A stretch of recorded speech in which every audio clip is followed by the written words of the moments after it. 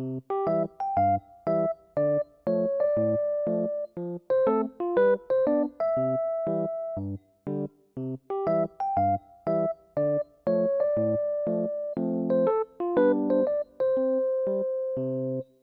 friends! I thought this week I will just film a little bit of my week, do a little vlog, and just answer some of your questions because I got a few here and there about different topics and they don't really fit into one video. So I thought I will just include them here. And the first one is actually what my current daily study routine is. So it didn't really change that much, to be honest, but I also kind of improved on a few things that didn't work so well here in Germany after coming back. For example, last quarterly update, I told you that I had problems listening to podcasts in the morning because I did this in Japan all the time, and then here I kind of fell off the wagon. But one of you recommended me the Miku Real Japanese podcast, and I've been listening to it ever since, and it's very, very cool. I listened to it once before, but I think it was too hard at the time where I checked out the podcast. But now it's still kind of hard sometimes because I listen to it when I get ready in the morning, so I'm not focusing on the podcast 100%, just like 30-40% maybe of my attention is on it. So sometimes I miss a lot, but then I will just listen to the episode again the next day and just see what they said that I missed before. So I did that today, and I think I listened to it like for 20-ish minutes or something. And I was getting ready and I made myself some coffee, and then I sat down here at the table. I did my kanji writing practice, and also I filled in my kanji overview because I'm studying kanji currently with the kanji master. So this one, and there are quite a lot of kanji that I don't know, at least now. Bit by bit they're coming up. And in language school we also had a lot of kanji that I didn't know actually towards the end because we used the kanji 2200 book. They started with a lot of easy kanji, but the compound words they taught us in the book, the second kanji, it was sometimes very difficult. There were so many things that we had to write and know what they mean, but we didn't really learn them, or like they weren't taught to us directly. So I made a kanji overview for myself, and it's actually a few pages long by now. That's kind of how it looks. So there's the kanji and then what level it is and just what it means. So I just filled in the new kanji from the last lesson that I did on the weekend because I didn't want to fill it in on the weekend because I was too lazy. But that's fine. I also used flashcards at some point and wrote the things that were on the list onto flashcards, but now I don't use public transport anymore because I use my bike to go everywhere in Germany. And in Japan I used public transport all the time, and then I reviewed the cards on the public transport. But now my routine is completely different, so I don't really have a set time for reviewing the cards. So I just gave up on it for now, but I still find the overview pretty helpful because when I will go through my kanji flashcards, when the new words that I put into study from the kanji master come up and I don't recognize the kanji anymore or like the meaning behind the kanji in the word, I can just reference the list and look at the last few lines that I filled in and see like, oh, this kanji means collide and this kanji means fall or something. So it's still helpful because I don't have to switch apps and then look in the dictionary again, and it saves some time and it also reduces possible distractions. And then after I did my kanji things, I switched to Bunpro where I did my grammar and vocab flashcards. And that was it for the morning. And usually that's all I do in the morning, even though I know it's quite a lot. It usually takes me 1 hour to 1.5 hours, I guess. But since I'm listening to the podcast while getting ready, I'm mostly sitting at the desk for like half an hour to an hour. So that's mostly what I can do in the morning because I will usually wake up at like 6:37 and then I have to start work at 9. So I still have to make my food for the day and stuff. So there's still other things I have to do. And then usually at work in my lunch break, I will read one of my Japanese books. And I just finished my book actually yesterday that I read before. I will take you over to the bookshelf and I will show you. So the book that I recently finished is this one, and it's about woman ADHD and ASD, so autism, and also it's supposed to be a guide on how to live like yourself or like in a way that fits yourself. But I was not a fan of this book at all, which might surprise you, because when I was still in Japan, I read this one, which is from the same series, and it's about Otona no ADHD, so adult ADHD. But the adult ADHD was so good, and there were so many actionable steps, and it helped quite a lot. But this one, I don't know what they thought when writing that, but first of all, the title is not what's in the book, because only 20 pages of the book deal with what's on the title, like the last 20 pages, and it's not even really good advice. Like, some of the advice is a bit questionable, in my opinion, but I will talk more about this in my quarterly review video. I was not so happy about it, and it took almost 2 months for me to finish because I didn't feel like reading it when it's not helpful, you know? But I still clung onto the thought, like, maybe it will be helpful at the end, but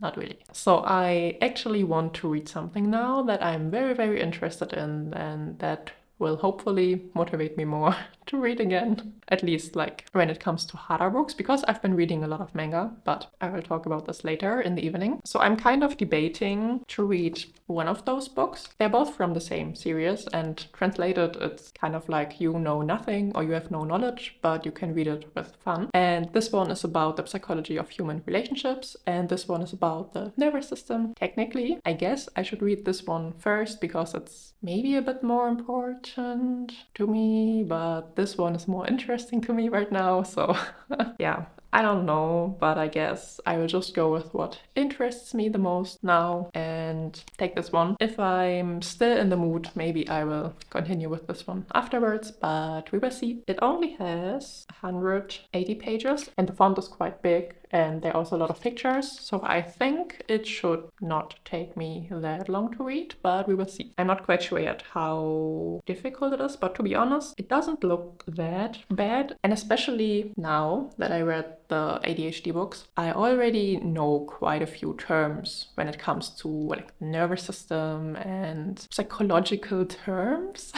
or because they also talk a lot about anxiety and stuff, and I guess they will also talk about anxiety in this book, so I already have a bit of knowledge when it comes to that. And on the topic of picking books, I also got asked quite a while ago how I determine what books I read, so what my whole process is. To be honest, it's kind of straightforward. I read what I want to read, so basically what I'm interested in, because at first I kind of tried to figure out what books are easy to read, but I just realized very quickly I don't like reading books just because they're easy, which definitely goes for children's books. I hate children's books, or like most of them. I don't like to read them at all, and I just try to figure out what things I'm interested in and then try to find books like that have, you know, quite a lot of pictures, easier to read. Not as dry as this one maybe, which has no pictures whatsoever. And I mean, at least some things are in bold. Some books don't even have bold text. Now I'm currently trying to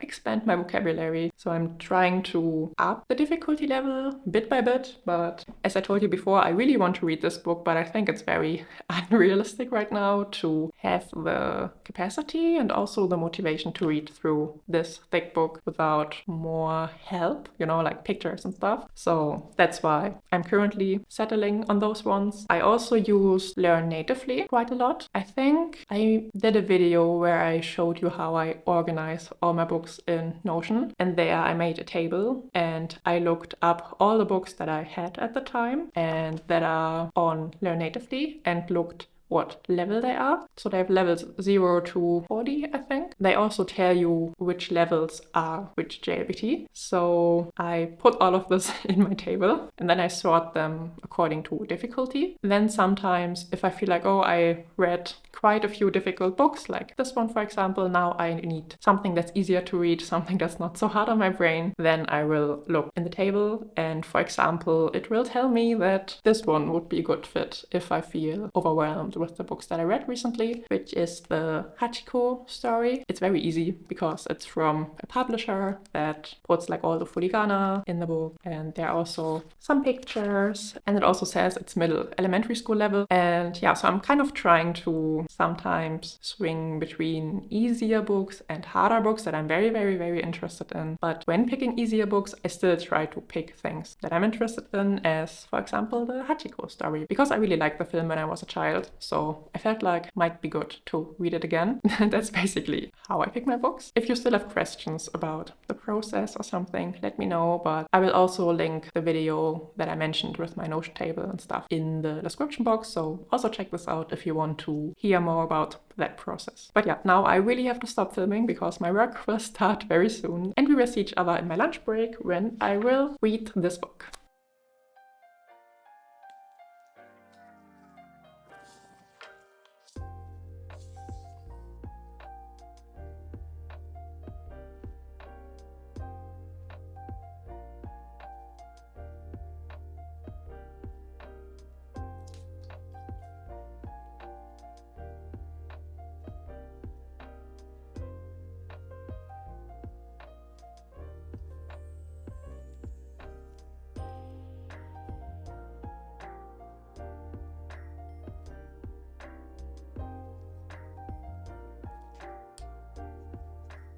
So I'm back from work and I started my new book, and it was actually kind of easier than expected because I thought I would probably have to look up quite a few words. Of course, I had to look up very specific words like the names of the nerves, for example, somatic nerves, peripheral nerves, central nervous system and stuff. Of course, some things I can kind of imagine what it's supposed to mean because of the kanji that I used, but I still want to make sure that I understand what they explain correctly. So I did look up quite a bit, but yeah, as I told you, mostly the very specific words, but all the other words that are more commonly used, I didn't really have to look up, which was very nice, and I'm very happy that it was so easy. I don't know if you can actually see where I highlighted words because it's very light blue. It doesn't really show up very well on camera with this specific paper. I read 4 pages, so not a lot, but yeah, as I told you, it's only during my lunch break, and I also have to eat lunch, of course, so there's not a ton of time, but it's still better than nothing. And after work, I'm usually very brain dead, like today as well, and I do not want to do anything whatsoever when it comes to Japanese or studying, so usually I will take this time to cook something or paint or go to the gym, for example. But today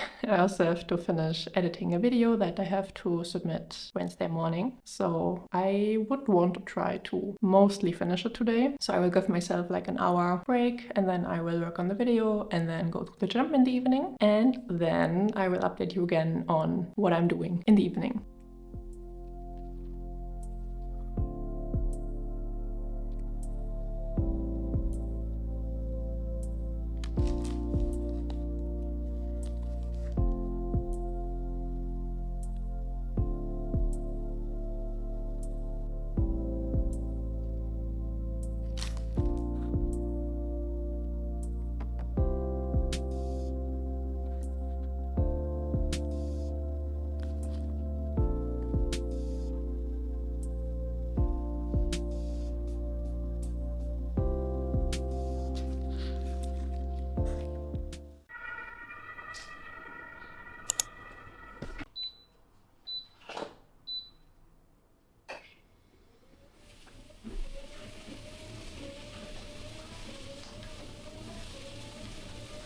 Today's morning was not very different compared to yesterday, except for that I didn't do the kanji list. So I basically just did my kanji writing practice and also my bunpro cards, so for grammar and vocabulary. And as you saw, I used my treadmill that I got, which was very helpful because I actually observed that when I do my vocab reviews on a treadmill, I'm way better than if I do them while sitting down, because I feel like my brain is kind of spacing out sometimes when I'm just sitting down and doing repetitive tasks. But if my feet are busy on the treadmill, I kind of also have to be present so I won't trip or fall off kind of if I'm too slow or too fast. But yeah, until now it was quite hot because today's only the 2nd of September. So I wasn't really able to use it that much the last weeks. I guess it will come way more in handy when it's autumn and winter, because it will be very cold here in winter in my flat. So it's a good way to warm up, I guess. But yeah, today I will try to go to work a little bit earlier than usual. And then I, of course, also want to leave a bit earlier than usual because I'm currently taking care of my friend's cat. I'm going there every day or every second day, depends kind of how busy the day is. And of course I will give him food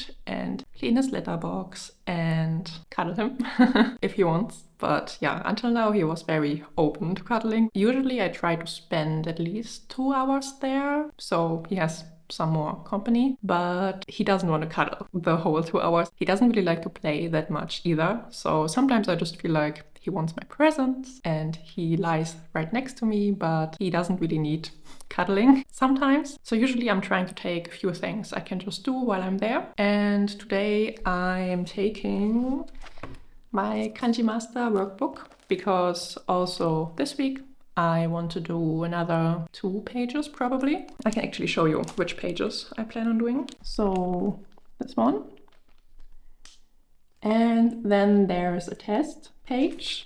But this one I will do at the end of the week because I still haven't practiced writing all of the kanji words that I put into Anki from the last pages. And also when I do this page I just showed you, I have another couple of words that I want to practice first before doing a test on them. So usually I will just do the test at the end of the week, which makes more sense for me. I told you in, I think, my quarterly video that I'm currently using the quartet book again. I'm currently on chapter 3 out of 6, so everything is going to plan until now, which is nice. But I guess because I have a friend coming on the weekend for the whole weekend, I won't have as much time as usual. So I don't think actually I will get my weekly goals done this week, but that's fine. To work towards them at least a little bit, I'm taking the supplement with me, so you can just take this out of this book, which is very handy. And it has all the vocabulary and also the kanji that I used in the texts. Since I want to read the texts later in the week, I just want to go through the vocabulary and see what I already know and what I don't know. Usually I don't really have to put in a lot of words into Bunpro because most of them I already know, which is great of course. But yeah, I still want to go through it. So that's the plan at least. For later we will see if I will get to it or if the cat is very needy today. But actually yesterday evening I didn't really talk a lot because I was just exhausted from the gym. But I managed to finish the manga that I read because I only had a couple of pages left. It's volume 13 of Sekaiichi Hatsukoi. And I really liked this anime when I was a teenager. Maybe I shouldn't have watched it as a teenager, but I did. So I got the whole manga series on eBay 2 years ago, I think, for not even that much. So it was a good deal, but I only got it until volume 16 and I finished volume 13, so I'm kind of near the end, at least with the mangas that I have here. I looked it up, and when I remember correctly, the series has 20 volumes that came out until now, so I still have a few to get, but I also realized that, I think it was volume 18 or something, is not available anymore, at least not for a normal price, and only for, I think it was like 3,000 yen without shipping, which is a lot of course, so I'm just debating getting the German version of this volume for like 8 euros or something and just getting the rest in Japanese, but then I know myself that I will not be happy with like 19 volumes in Japanese and 1 German volume in the middle. But I guess that's the best I can do right now because there's no ebook or something at Bookwalker or Amazon or something. There's only the physical copy, which is a bit annoying. But yeah, shoganai. And I think I read all of the volumes during August, so I think until volume 12, which is quite a lot. Because I think I've never read so much before in Japanese, and it's so nice that I got into the habit of just reading in the evening instead of doing other random things. And that was actually because I took part in the Japanese readathon by Ruby, and I think it was at the start of August or the end of July. I'm not quite sure. But yeah, it was a 24-hour Japanese readathon. So I tried to take part for a couple of hours, and I actually read the first and second volume, I think, doing that readathon. And I realized, wait, that's not that hard anymore, because I started the first volume, I think, right after I got the series, like 2+ years ago, and I couldn't read even the first pages without feeling overwhelmed, because I had to look up, I think, like even more than every second word, and it was just torture. Like back then, because it was so bad, I took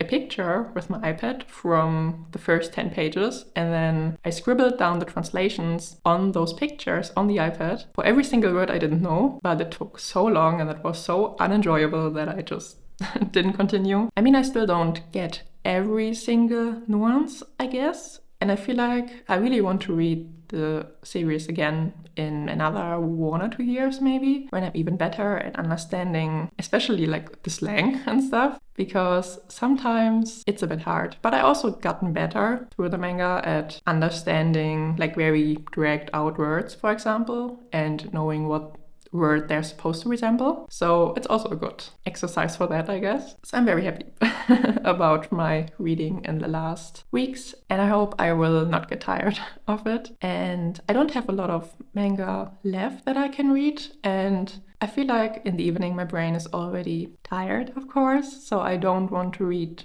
a complicated book where I have to look up a lot of words. So I'm not quite sure what to do after I ran out of manga. But yeah, now I should really go. Otherwise, I will not be early to work. So let's go.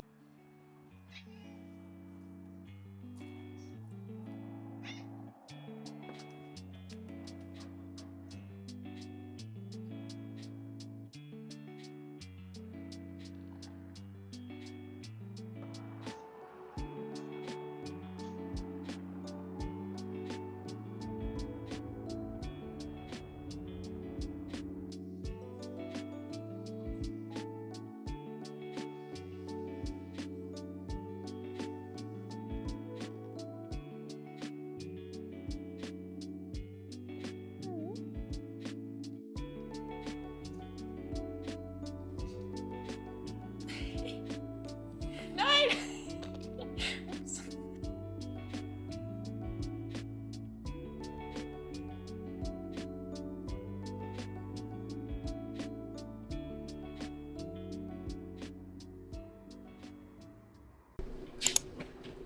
皆さんこんにちは。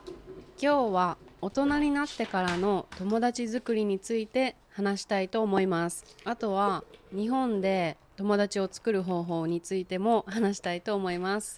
なんでこれについて話そうと思ったかというと、日本で出会う海外の人からも日本で友達ができないんだよねっていう悩みを聞くんですね。Good morning.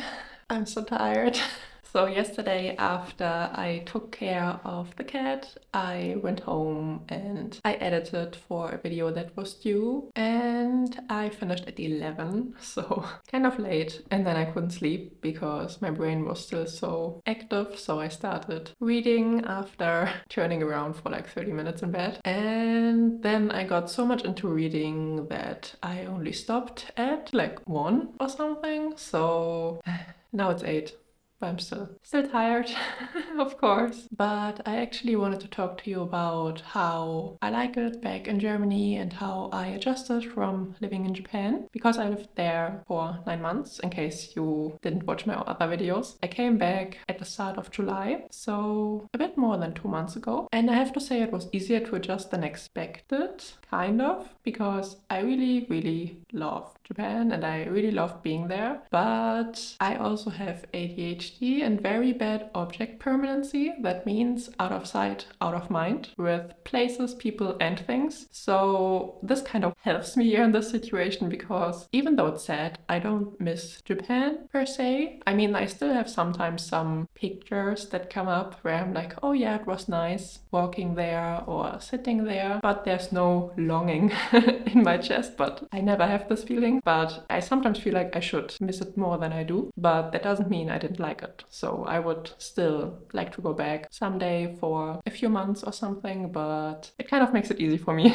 So I should be grateful for that, I guess. But because I thought it might not be that easy for me, I tried to organize a few things before I came back so that I have things to look forward to here. So for example, I pushed off playing the drums for a long time because 2 years ago I did pole dance very regularly for 3 years, and this is very heavy on the arms. So I was like, no, I cannot do pole dance and drumming because it's both straining on the upper half of the body. So I told myself one day I will try it. So I booked a trial lesson, did that trial lesson in August, and I signed up for drumming lessons. I also had my second lesson last week, and actually we progressed kind of fast. I mean, I never really played an instrument before, like not really, just tried a few things, but I also can't really read notes, so we had to start at zero.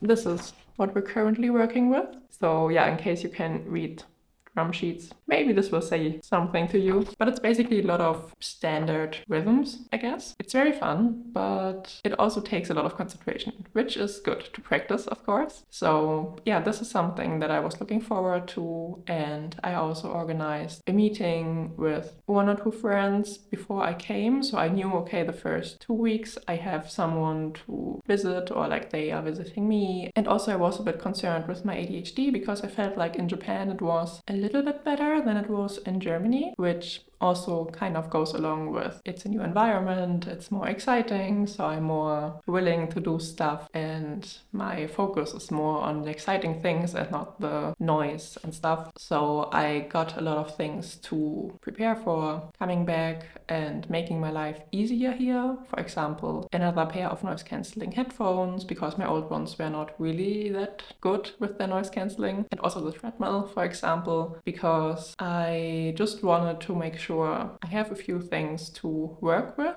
to feel better. My brain is so tired. I just wanted to make sure I have a few things here that will help me with my struggles, I guess that's how you can call it. And it worked pretty well. When it comes to culture shocks, actually I didn't have that many, but when I arrived at the airport in Berlin, I was shocked at how much skin I saw and how naked people were. Like also when I arrived in my city, I was like, why is no one wearing clothes? Why are there so many bright colors? That's strange, because I kind of got accustomed to the more modest way of dressing, or like looking at people dressed in a modest way in Japan. Also the trash, even though I'm happy that now I can trash everything every time of the day, because we have like trash cans outside where we collect all the garbage, and then I don't know, once or twice a week people will come and pick up the trash can, empty it out and put it back there. But in Japan you were only allowed to put your trash out on a certain day. This really annoyed me in Japan because I was like, come on, I'm supposed to keep my paper trash for 2 weeks in my 12 square meter, 14 square meter room, and then when it rains on the day, I'm not allowed to put it out, so I have to keep it for 4 weeks. Yeah, this was a bit annoying. However, it never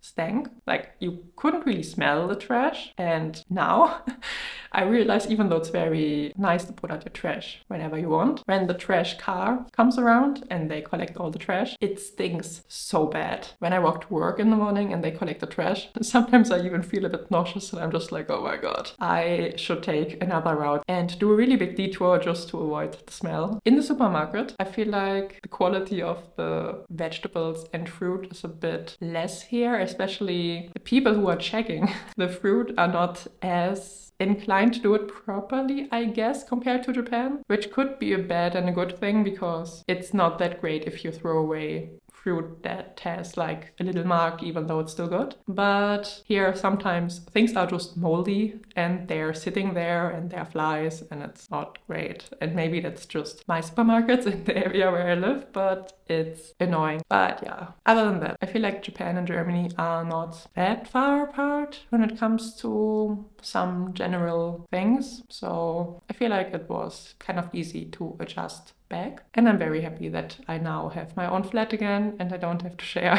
Even though it was nice sometimes I just wanted peace and quiet, and now I can have that, so that's nice. And also let me know if you lived in Japan for a longer time and then came back to your home country, if there's something that you experienced experienced culture shock wise. And actually, I forgot to say another thing that helped me to adjust is to go back to my childhood hobbies. For example, the paint by number that I showed you the other day. I did that a lot when I was a child. And also reading, I did a lot when I was a child. I can put a picture here from my bookshelf back then. Now having a lot of Japanese books and painting and listening to audiobooks, it really helps me feel kind of grounded, I guess. The time is running out, so now I will start with my morning studies and do my kanji and hopefully my bunpro cards if I still have time before I have to go to work.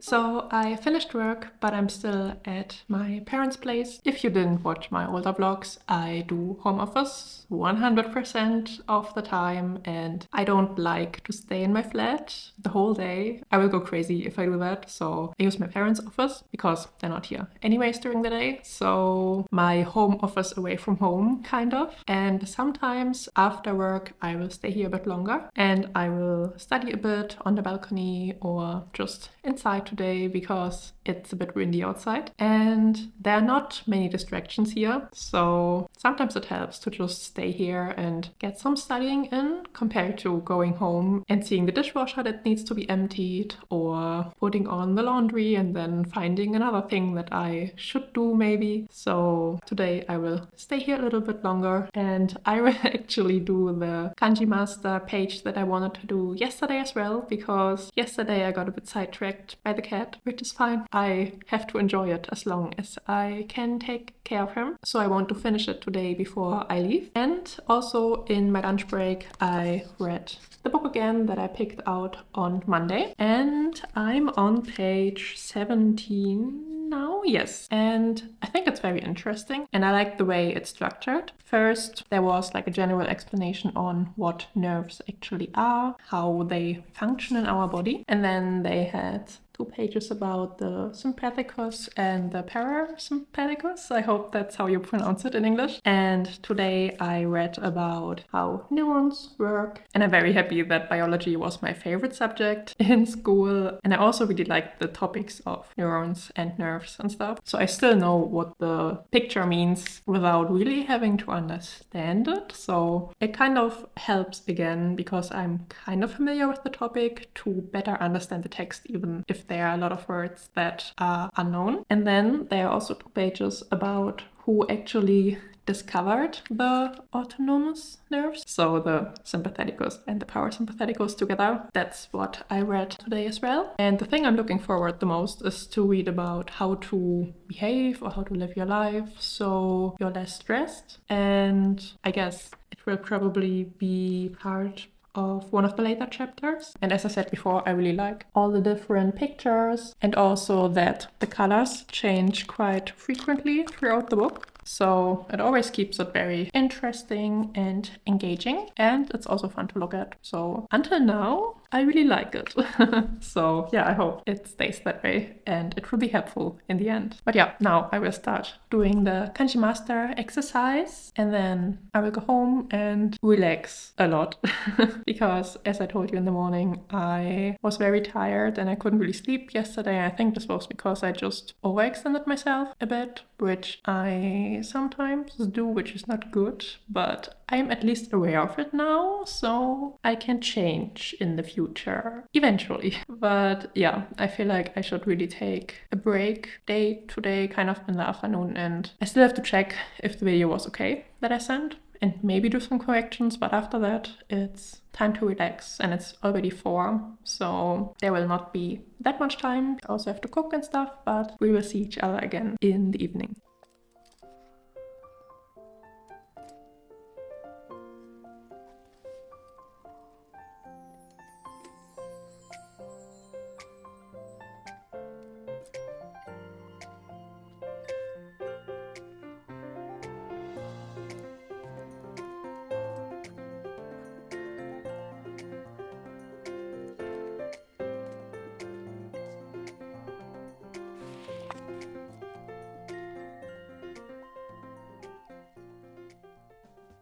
Good morning! So I didn't really have the energy yesterday to talk a lot in the evening, like almost every evening, but I just wanted to finish the vlog by explaining a bit more about the rest of my goals, because yesterday I showed you my planner. My daily routine is basically the same. So podcast, kanji, bunpro, reading in the evening. And then sometimes if I have a bit more time in the morning, I will squeeze in very tiny tasks like adding 5 reading words to bunpro, or also going through a few pages of the short stories and then adding this vocabulary to bunpro. So little things like that I sometimes do if I have a few extra minutes in the morning. But then there are also things like the quartet book, and all the tasks there take definitely longer, especially when I have to study the grammar or reading the texts and answering a lot of questions about the texts in the workbook and the book itself. And this usually I'm not really able to do during the week. Sometimes, like I explained yesterday, I will stay a bit longer at my parents' place if I don't have things planned, like YouTube videos or something. Then sometimes I will do actually something in the quartet book as well. But yeah, most of the heavy lifting is done on the weekend. Even though I said, I think a couple vlogs ago, that I don't really want to focus on studying so much on the weekend and more on immersion. But since it established itself that I'm doing immersion in the evening, now I will just do the studying on the weekend, and I don't really find a way around it, because during the week I'm usually already tired from work, especially now that I have more responsibility at work, and it's not really doable for me to then put even more information in my head and doing things that require a lot of brain power. So that's kind of how I do it. And let me know how you plan your studying throughout the week, or how you distribute it. I would be very interested. Thank you for sticking around till the end of the video. And if you want to see more vlogs, I will put you a playlist here. And see you in my next video very soon. Bye bye!